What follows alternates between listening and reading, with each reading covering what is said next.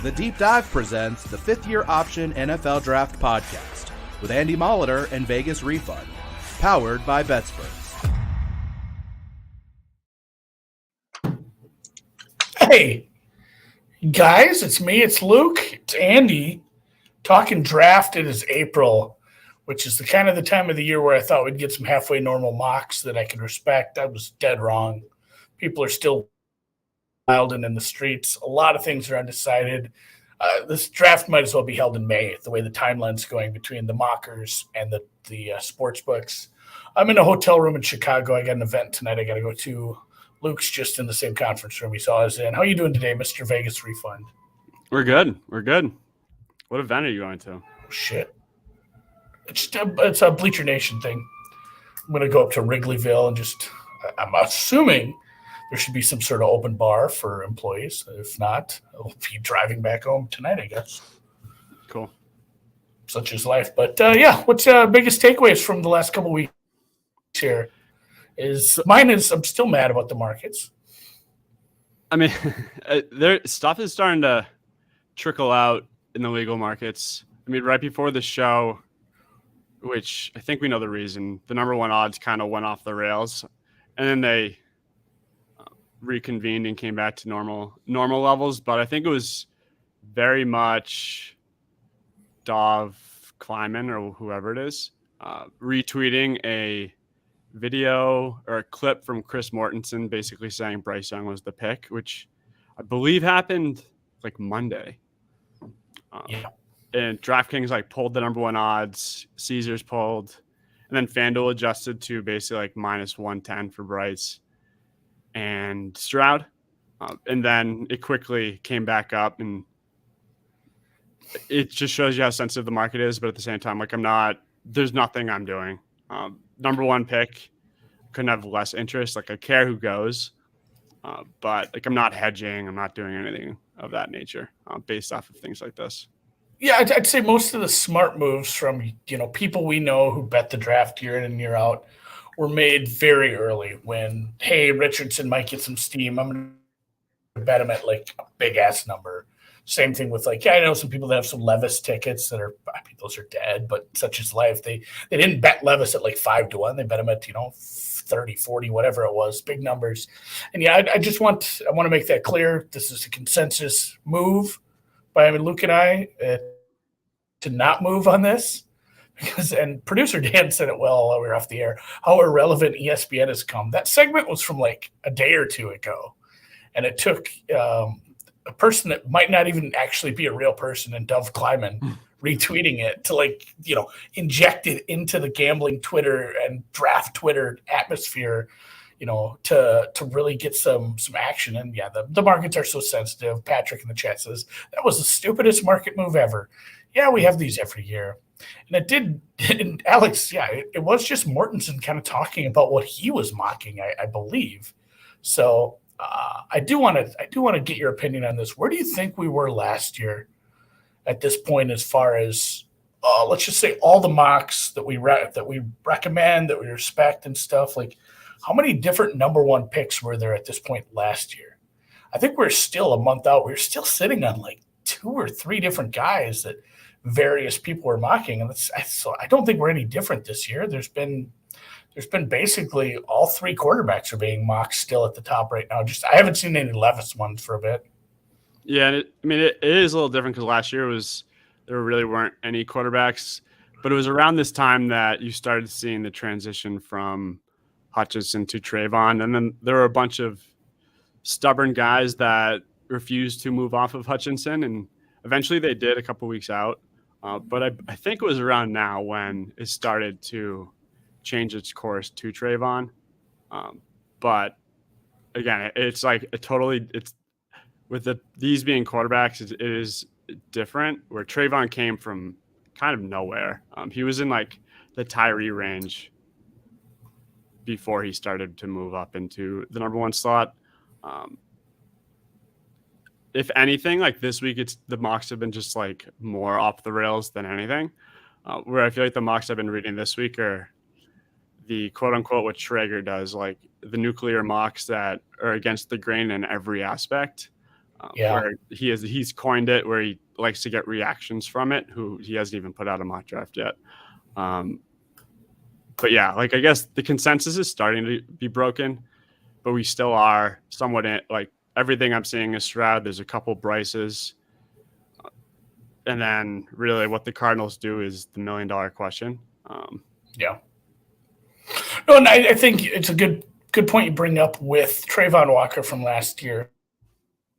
And you said some people started to move towards Trayvon, and whether those people were actually in the know or if they were just, friend of a, hey, this other guy who I know is in the know just mocked Trayvon one. I'm mocking him one. I think there's some decent, if you're the kind of person who's grabbing screenshots or tracking mocks like you are, Luke, it's a good thing to track is like who is able to change their mind and go with like, well, this is right, so I'm putting it in my mock the fastest, and who does that every year? Like, some of the news around Stingley or London, like the guys who are just saying, well, this has probably happened. It's informational. It's going in my mock. And then using that information to kind of realize what kind of trust level you should be putting in that mock that from that person next year. Because I swear to God, we got to the draft day and, there's like, the draft starts at 7:00 or whatever time it is.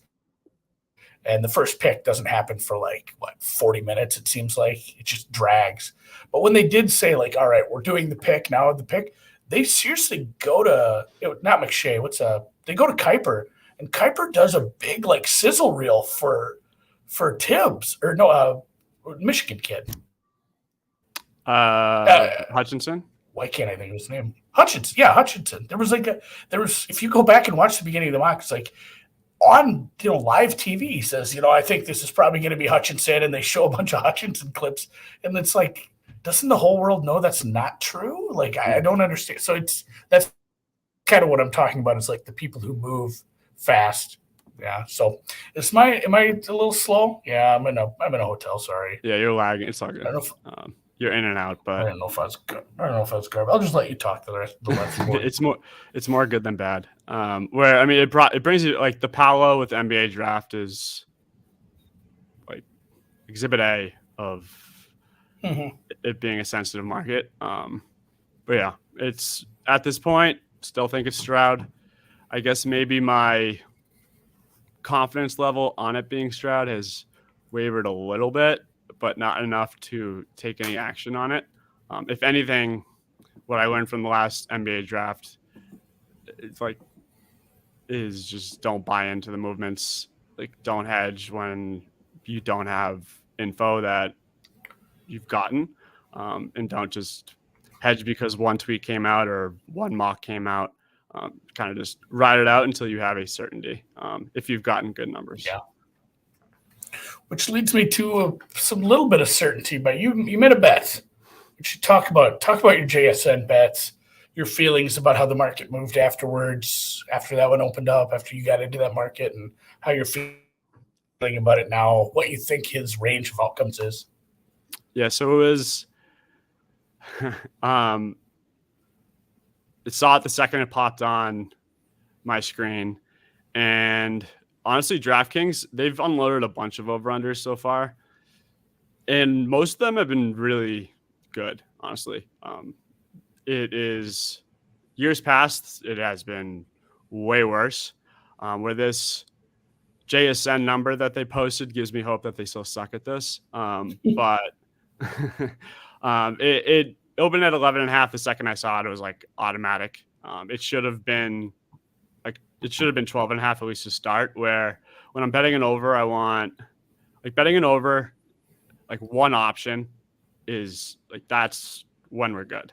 When it's more than one option and you're betting an over, when it's this low, that's when I start to I waver, I let it marinate a little bit. But JSN, it is you have the top 10 and then you have the Titans, who took a wide receiver in the first round last year. Tackle is the heavy favorite for the Titans to go at 11, and then probably quarterback, and then probably D-line, and then wide receiver. So the Titans going JSN at 11, for a weak class that I'm not sold on JSN. Like, I love Flowers. It just, it really was automatic. It should be 12.5. Like, when I typed it into my sheet, like the over based off of like the 41 mocks that I track, it was like 86%, 85% or something like that. And it quickly moved. I apologize. Like, when these things are getting posted right now, like, they are moving fast. And I kind of, I guess, destroyed it. But I hope a lot of people got it. Whether, like, I would have taken any number at 11.5. Where I'll send the warnings out moving forward, but this one was just a bad line. It should have been 12.5 because the Texans are by far the favorite to take him, and I'm not even so that they're going to. Like, seeing him in the 20s, where there are some rumors about the Bears loving JSN. I don't buy that either. It's Titans or bust, and I just have a lot more confidence in the Titans going in different directions given their state than JSN at 11. That's the thing too. Like, it's not just, hey, the Titans maybe, or the Bears, I guess in that case, somebody takes a wide receiver. It's not only somebody takes a wide receiver, which is by far the dog in 1 through 11, all of it, but somebody has to take a wide receiver, and it has to be him. Like, the odds of just saying wide receiver, first wide receiver over 11, would you have bet that same price if it just said any wide receiver over 11.5, or no wide receivers before 12? Like, it's the same market almost. Like, yeah, I mean, I know he's favored, but like, I just don't see any teams wanting to reach like that at all. And obviously the Texans being kind of your first spot, there's almost a middle at this point now. And I mean, right now the Titans odds for first position, right, currently, like first position that they'll draft, wide receiver is plus 1,400. I think it's plus 1,600 on Caesars. So like, that gives you an idea of like the perception of them taking a wide receiver, where O-line is minus 125, QB is plus 125, then you got D-line 9-1, where these might be a little bit, like, wide receiver might be a little inflated because quarterback has come down from 1,600 over the last week. I think O-line was like minus 250 at one point, but it was just a bad line at 11.5. And honestly, at 12.5, it's severely juiced to the over at this point. But if it was any lower,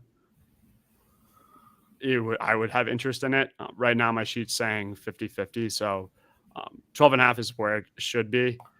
I don't see a team in the top 10 outside, I guess, a long shot for the Bears going receiver either. Yeah.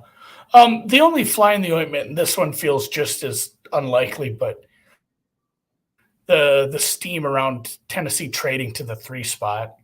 So let's say Arizona stays in that, I guess. But, I mean, Arizona has so many other needs at that point. I'm not sure if they want a wide receiver, why not you trade back again at that point? Right. Go grab – you're in a rebuy. I don't know. I haven't seen anything linking them to we would trade back and then take a wide receiver at 11. Yeah, I would even obviously if you reference the Titans' likely positions by what the odds were.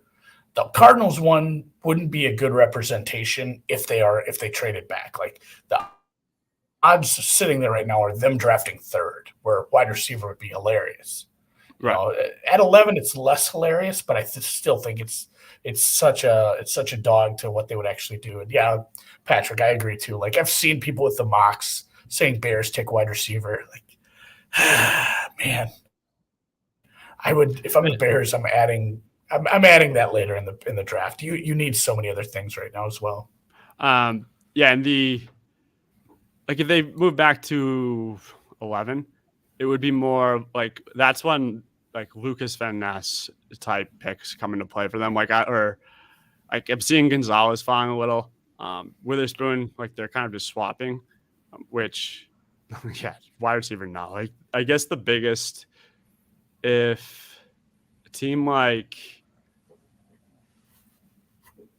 the Seahawks traded back to like 11 or something, where the Titans traded up to 5 because maybe Levis fell 2-5 and the Seahawks go to 11, that's when it could get a little bit dicey. But at the same time, like I just see guys at 11.5. I see guys like Van Ness, Nolan, just having precedent over it. Where like 12.5 is 50-50. I wouldn't have just shot it out at 12.5 and let it marinate. A third wide receiver is a need for Seattle, but I'm not sure it's the need you address, even if you trade it back to that spot. Like that feels like such an easy spot to fill by taking, hey, we're going to take a guy in the third, a guy in the fourth, and find some UDFAs and see if somebody catches on, rather than wasting high draft capital on something like that.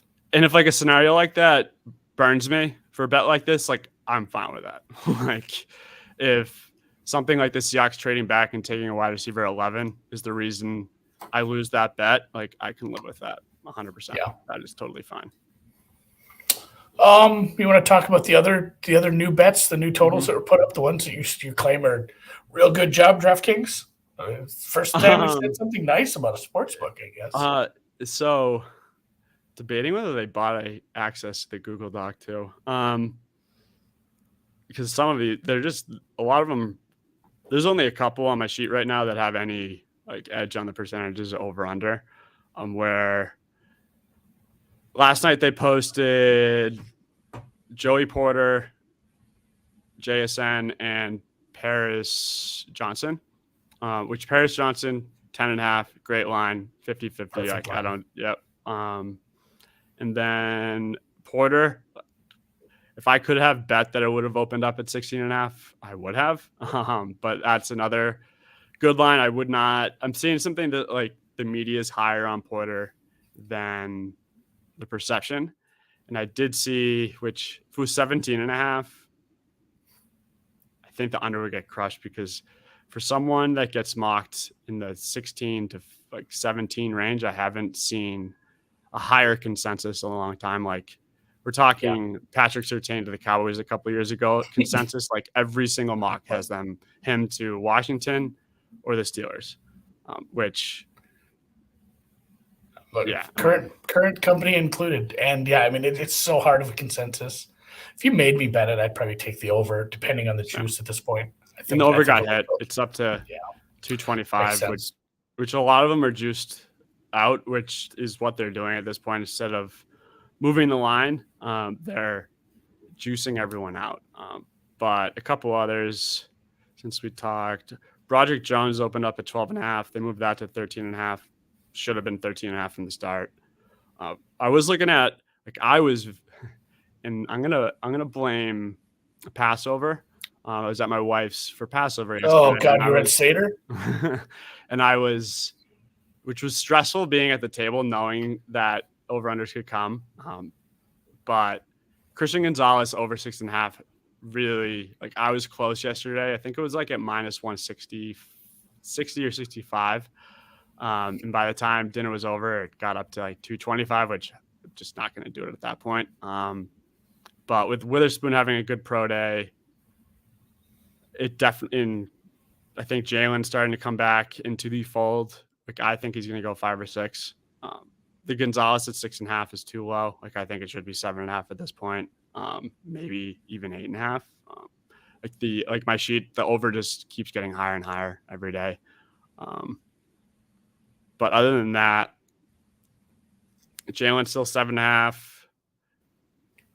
Anderson, the 3.5 is at minus 400. And then Zay Flowers at 24.5 is a good line. And then they also posted like conferences and position totals, which the conferences, the one that I had interest in, which I had a lot more interest when I was going through it was, what was it? It was Big Ten players like at 8.5.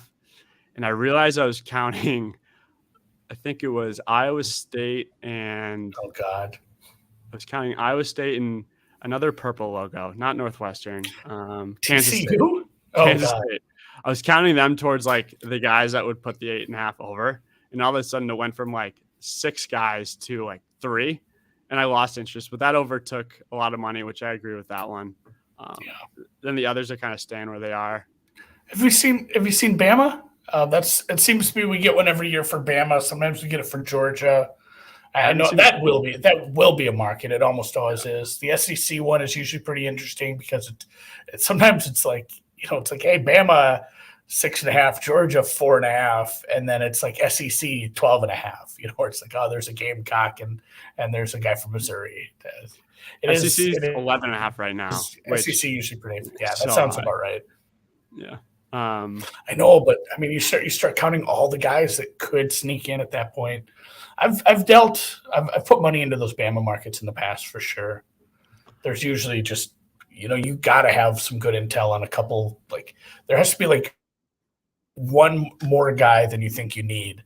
That's like, this guy could definitely slip into the first at that point. That's kind of where I'm at on those. It's still early on those for sure. And then the last one, and then then we had positional, which quarterbacks being at 4.5. I mean, the over 4.5, I think it was like plus 200 at one point. It was all the way down to almost even money. I want to say Tuesday night. Yeah, the hooker. The hooker hype, and it's come back up, which it should have. It's the under's at 225, but it got the under I think at one point it was minus 130. And I even saw more mocks today have hooker in the first. I mean, I don't buy it at all. The under at 4.5 at anything below like minus 150, like I would say yes. At this point, it's just too much. It's just too dicey for me. Like I believe in the under 4.5, but you can't help yourself but buy all these reports that you see every day, and I guess just too scared to take the under. But I would not bet the over unless it was like, might as well wait for like. I feel like it's just it feels like just another case where the Twitter analysts are a lot more in love with Hendon Hooker than actual NFL GMs are, or actual NFL GMs understand that. Well, I can draft this guy, but I'm going to do it tomorrow. Certainly it doesn't need to be done on a Thursday. I'm with you there. I mean, obviously there was one mock that had him in the top 10, which is something. I mean, I won't have any mocks that come out with Hendon Hooker probably in the first round at all. I mean, if Jeremiah or like Brugler come out with Hooker in the first round of the next mock, then I'll take a step back and start to think about it. But in a very copycat product, like I'm not even close to being there yet.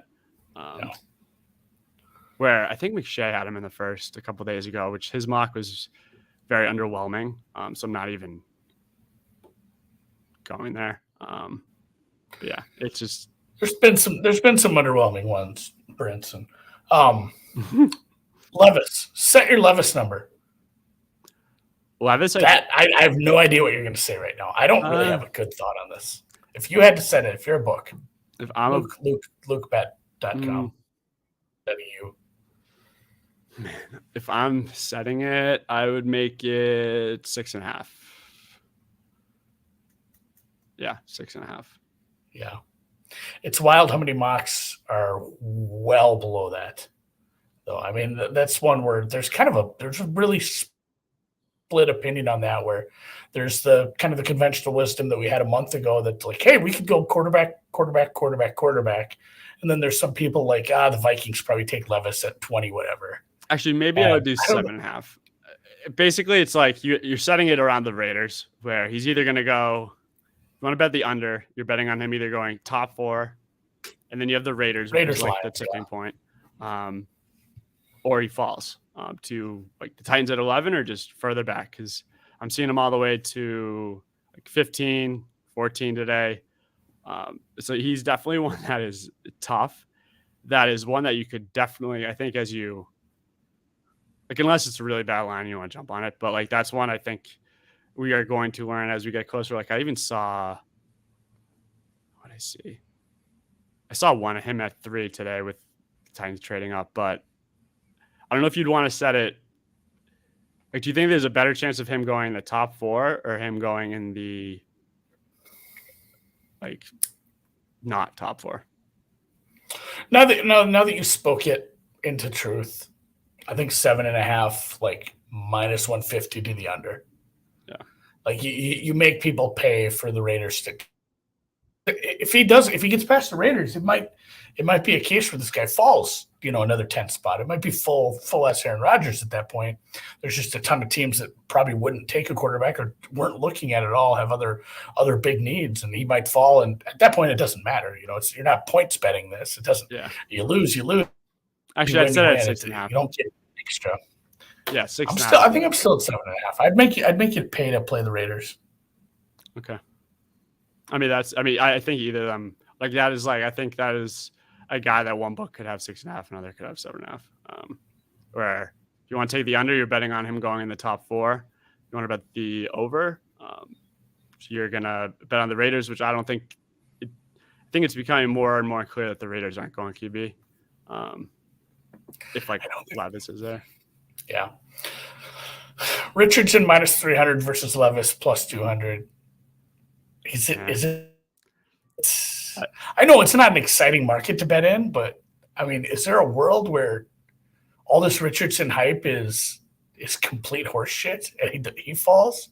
I feel like so many teams have identified him as a project they're excited about enough that number's probably good.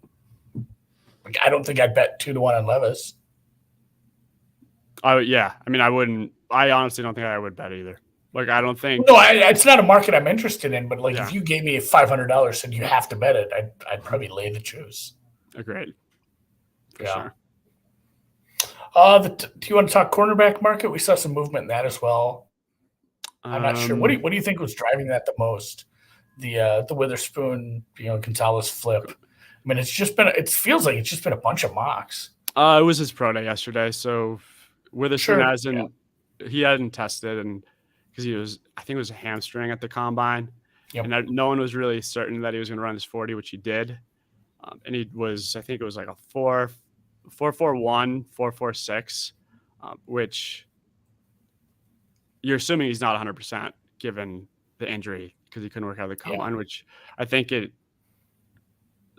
basically made it a certainty that he was going to go in the top 10. And Gonzalez feels like he's losing steam. And Witherspoon and Gonzalez is very much guys like Jeremiah, a ride or die Witherspoon. And then it feels like the consensus of I guess the Twitter consensus is maybe Gonzalez.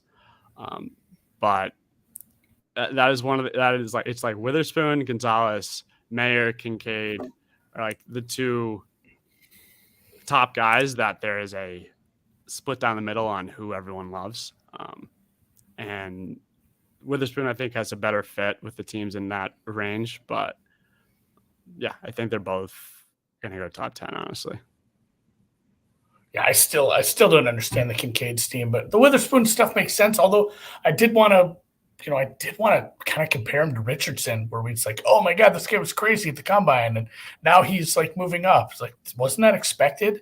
And I guess with Witherspoon, the injury, I was under the understanding he was – almost close to working out at the combine. He just thought it would be a bad idea. He wasn't going to be a full 100% and that he would be fine by now. So the fact that he ran pretty quick, it's that's, I guess it was just kind of what we expected. I know that drove that much steam. I guess there was some mocks that, like you said, it is a split decision. There's some people who like him better. Honestly, I'm not a big grind the tape guy, but I've watched Witherspoon tape. If you made me pick one, I'd take him. Christ. Guy's a sick animal. I think the 40 was more about him not being slow than him running really fast. When I saw the 4.41, 4.46, I was whatever. I didn't think. Yeah. If he ran in the 4.39 or something, then it would have been holy shit. But I think people just want to know if he was going to run the 4.5s, and him not running slow solidified it. Because he hadn't run yet, but I agree. He's a dog. He's got that dog in him. Your affiliate Ryan Noonan is his biggest fan, the Noonanator, which he got heavily involved, which I think he had to do with the odds coming down yesterday as well. Because right now I think they're tied minus 110 between the two. I think I'm going to see him in a bit. He lives here, I guess. He's a Chicagoan. Chicago. I'll tell him. I'll tell him you pumped him up a little. You know how he loves defensive players. He's a big tackle prop guy. I don't even want to talk about the tight ends thing. I have no idea what is actually going to decide that. It feels like we're going to get information on Witherspoon at some point, and we'll know. All right, this team likes him. He is going. He is going to be the first corner off the board, and we'll understand it. It just feels like we're never going to get that information. Do we ever get tight end information? It feels like whenever somebody takes a tight end outside of Pitts, it's just like, all right, well, we have to take a tight end. It's deep enough in the draft, and there's a good one. Tight end, Meyer's really good, but it's just not. Yeah, nobody. I don't even know what I'm trying to say here. It just feels like there's never good tight end information, and it's like I've just kind of given up on getting any.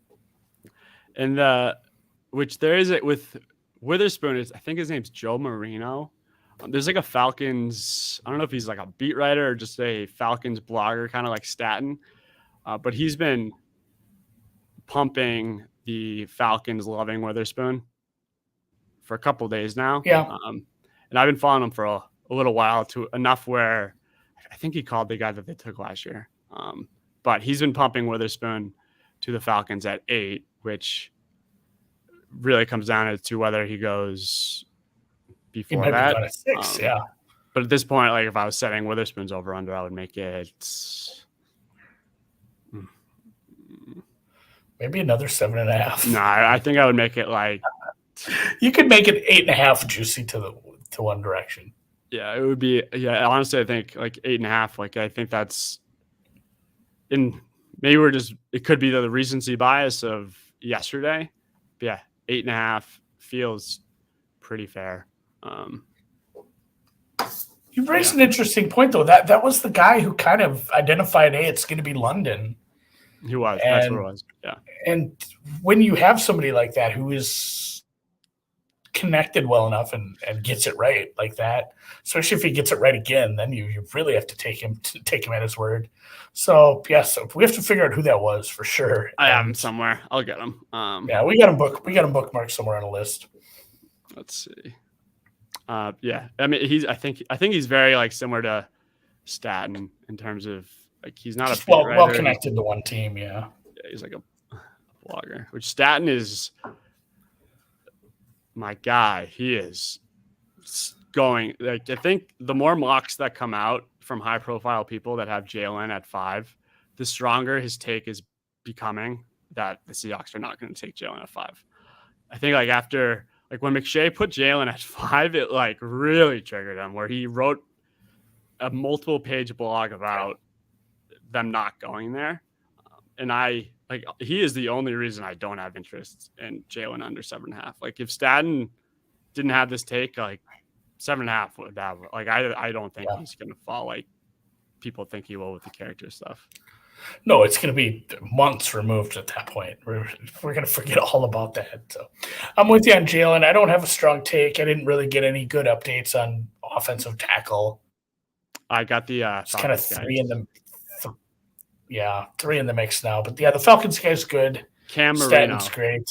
Cam and then Marino, like Dan, and his @ is Marino NFL, where yesterday he – Oh, Dan, can you put him on a banner, put him up? That's going to be our follow guy of the day. And I guess – and actually he – who did we do last time? That was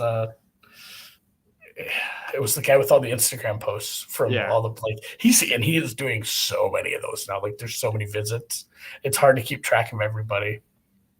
Yeah, and I guess Perrier, in Marino looking at from yesterday too, he quoted Albert Perrier, who one of his articles he posted was harping the Falcons loving Witherspoon too. So 8.5. Love it. I like the fit too, and I talked about this. I said this with both the Lions and the Falcons. They already invested in this defensive secondary. Make it a goddamn strength because it's such a weakness for multiple years at this point. So I like the pick for either of those teams. Yeah, if they were to set a Witherspoon over under anywhere above the Falcons, I'd be pretty hard on that under. Even if you said an 8.5 minus 200, I'm probably in the 200. because I think there's two teams that are legitimately interested on that side of it. It's so hard. It's so hard to lay juice to the under because it's not like, there's only so many spots at that point. You get one trade and it can blow shit up. But yeah, very annoying. I will say too, as we're talking about just guys who are connected to teams, accounts that exclusively tweet about one team, their draft process, their thoughts, any insider stuff. There are like 9 accounts like that for the Bears, and I feel like I can't trust any of them. I feel like they're all just bullshit accounts. There's one came out of nowhere. Lay it on me, because there's like 9 that I think are just fucking just saying shit to say shit. I mean, if we were like deciding on who we were going to give a shout out, I would have said this guy prior. We can do 2 shout outs. We can do 2. Hold on. There's no rules. It's a Bears blog has been great. Let me find it. And I think he's like not blowing smoke. Like the guy from. Do we have history? I mean, do we have history of the guy? I don't know. He's a rookie of the year candidate. It's just, I mean, it is DA Bears blog. He has 44,000 followers, so I don't have a history on him, so I'm not betting anything off of him. But you can just tell in the context of the tweets where like the guy from the Colts in like February who was just like firing off, like the rookie, like NFL Rookie Watch Twitter account. Like I'm not buying any of that stuff. And he was like, that was similar to the Colts guy, where like the Bears blog, which I love just saying, duh. Like he had a couple good things about Cansey today. He's been harping Paris Johnson at 9, where like the blog guys are the best, because if they are connected, there isn't any like bridges that they're going to be burning, where like these beat reporters have to like go into like the press conferences and still ask these coaches and general managers questions, and they still have like a relationship to maintain, I guess you could say, where but when they tweet stuff, they're anonymous. Yeah, exactly. Like, I mean, the Bears. You know what I mean? Like they can't like burn a bridge that way if nobody knows who they are. I like that. Well, I'm gonna put a pin in him, and we're gonna go back and look at his takes and grade it after this is something we should do after the draft, is like grade the insiders, grade the mockers, and be like, who was the most full of shit, who was right the most, who probably should have been right more, but I mean, Albright just had bad luck with trades. Albright's never been right. You're right. Wow. So like one good take in 10 years. It was a tough scene for him last year, but based on history of the 2 years prior of last year, I mean, I don't think anyone made me more money from like Twitter than Albright, because he was just putting out stuff that he was hearing, and it's like stupid eyeball emoji. He had one. I forget who. He had one a couple days ago. He went to Harvard and Yale at the same time while serving in the military. I know. Remember him and Incarcerated Bob were just going at it. I know. That was the best feud on Twitter for a while. I know Albright does have some insights. I just think he's an insufferable. No, I mean, I know I'm standing on. I should change Albright. My profile photo to me of just like looking at my phone. It's the worst profile picture. I think my profile picture is me with a giant hat photoshopped on me. I think it was a tough scene recently. There was something that he like totally. I think it was like he was going to send some guy $1,000 if something happened. He sent it to him. He did send it, but I think it got sent to a charity. It was like a charity or something. I think that's what we ended up. No, I don't think he's a bad dude. He just not very self-aware sometimes. I don't know him. It's just which is like he's taking heat because he has the balls to put things out that he's hearing that a lot of other people either can't or they just won't. And have you ever been to Denver? I've not. Maybe it's just that I don't like Denver all that much. I mean, I have family there, and I love those guys. They're great. But, like, sometimes you go to the bars in Denver, it's like everybody's just trying really hard.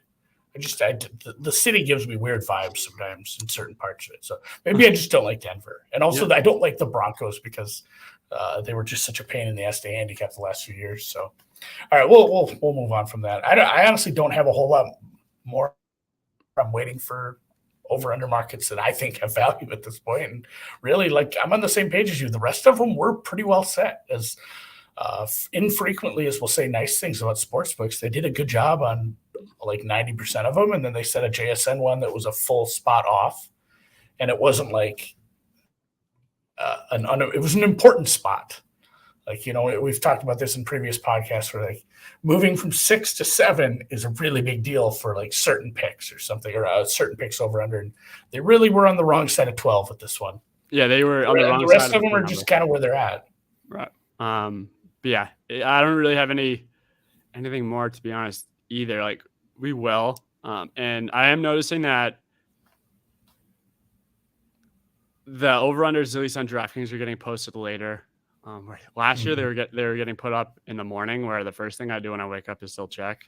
But I think JSN got posted at like 10 o'clock last night Eastern, and FanDuel should be soon. Caesars is always last, so like I'm not considering Caesars late to the party. But they added team position. And it is like if you go on their app, like there's no order to it. It's not alphabetical. It's just, I think it's a mess. It's an absolute mess. Yeah. But they have stuff, so like pay attention to them as well. But a couple of the offshores are that way too, where it's like there's no rhyme or reason to how you organize this. You just have to scroll all of it. What did they got added? But although I would be pretty pumped if some stuff were added tonight, because I'm actually in Illinois at this point, and I can jump on some of those legal markets at this point. I got to check how that works. The first thing I'm learning is that the day cannot be too late for these things to be added. FanDuel added positionals last month at like 11 Eastern. DraftKings has been adding at like 10. That's when the national championship game started. It's not that late. Yeah, I don't know if we have any questions in the comments, which I don't read. Well, I mean, somebody did ask about the sheet. I'm going to press you on this because I feel like any bonuses for those that bought the sheet? Bonuses? I don't know. Give the guy a bonus. No, I'm sorry. Just a shitload of information. I really appreciate you buying it, but I'm not going to go there with it only being $35. That's just... It is a ton of info, and it's a lot of work on your end to keep that up to date, even when people are only putting them out mocks every 3 weeks, even though they swore they'd do it every weekend. We will maybe at one point. Like, I'm not ruling it out, but current, just use it. I think you should throw in all your day 2 bets for only in the sheet. That's my opinion, because those aren't as good. Actually, your day 2 stuff did pretty well. I think you had like Mechie and there's another one that starts with an M. There was like 2 or 3 really good over-unders you had on day 2. Yeah, the best ones were the corner. I forget that there was a corner one, but the wide receiver from Cincinnati that the Colts drafted. What's his name again? God, I know what you're talking about. He did well. Yeah, like they posted him. It was like 139, and he went quick. And then there was a tight end too. That was way too low. But yeah, the day 2 stuff is way fun. I mean, yeah, maybe I'm down. I mean, have to see how posting just publicly in general goes, which I hope to. Somebody asked what you think the number for JSN should be. I think we kind of answered that. It's where it should be at this point right now, and it's been beat into place pretty quickly. Christopher Davis says, I saw Solak tweet Richardson should go number 1. He did soften that stance a little, I think, in following tweets where he just said, like, I'm not, he acknowledges the same stuff we acknowledge. Like, he thinks the upside is so high that the risk reward says, why wouldn't you take this guy? Because the ceiling's sky high on him. But teams don't always operate that way based on where their GMs and front offices are in their employment cycle. So, Solak says that and fully understands that, like, his opinion is one thing and how a team might treat a team might have that same opinion and still not want to take Richardson 1 because of the risk reward, because teams can be a lot more risk averse than gambling Twitter, mock draft Twitter, whatever you want to call it. So I think I agree with Solak. Like the upside is nuts. It just it's the downside is Achilles Smith, and the downside is like we drafted Cade McNown, we drafted Tim Couch. This is bad. We wasted a really high pick, and this kid's never going to get it. Yeah. I just can't wrap my head around a number one pick not starting day one, which is the general assumption of Richardson happening. Patrick has a question. Shit, I clicked the wrong one. Any chance Jones goes to first offensive lineman? I think so. I don't think anything's out of the realm of possibility between those three. Like where it settles, it could be any of them based on it, and it's going to be like a good informational chunk that's going to come out on like what a team loves, and one guy's going to close like minus 200. I feel like. Yeah, and I mean Paris keeps creeping up, and I bet Broderick after like a Jeremiah tweet. I want to say in like February. If I hadn't have bet that then, I probably wouldn't be betting it right now. But I do still think it is a possibility. But I would be like it's one of the ones that I'm kind of just like not counting on to hit. That I would be very happy if it did, unless like Jeremiah tweeted the same thing out again. But like, I don't know. The Titans have been burned by Georgia a couple times at offensive line, so I don't know about them at 11. Or like Paris Johnson is like best friends with Fields from Ohio State. It just feels like the stars align a lot more for Paris at 9. But at the same time, like Broderick, we've seen Jeremiah, we've seen a couple people. It's kind of the Witherspoon to Gonzalez comparison, where everyone has kind of a stance between the two, or even Skoronski. I know, like 3 months ago, I was just like, "Hey, the Bears should just take Skoronski." More than 3 months ago. This is like December, because it looked like the Bears were going to draft like 5th or 6th, and then they just could not get a win, which was obviously great for them at that point. Like I don't know what I would have put odds on them drafting first overall at that point. There was like 3 or 4 teams that were clearly worse than them, and they couldn't get a win after. I think they had 3 wins through 5 weeks, man, and then they went the rest. Yeah, once Fields got hurt, once Fields hurt his shoulder, it was just it got real rough. So, no, good questions, guys. I think that's probably about it. I have not been to Pequod's Pizza. I'm heading up to Wrigleyville here in a bit to meet up with the Bleacher Nation crew. They're doing an event. There's a band. It's I'm gonna have some drinks. But take it easy though, because I'm old. Hell yeah. Otherwise, yeah, you guys appreciate it. Hit the thumbs up. Luke, anything else before we peace out for the day? No, we're good. Thank you. All right. Happy Passover. Happy draft season. Later. Did you say happy Passover? I don't know.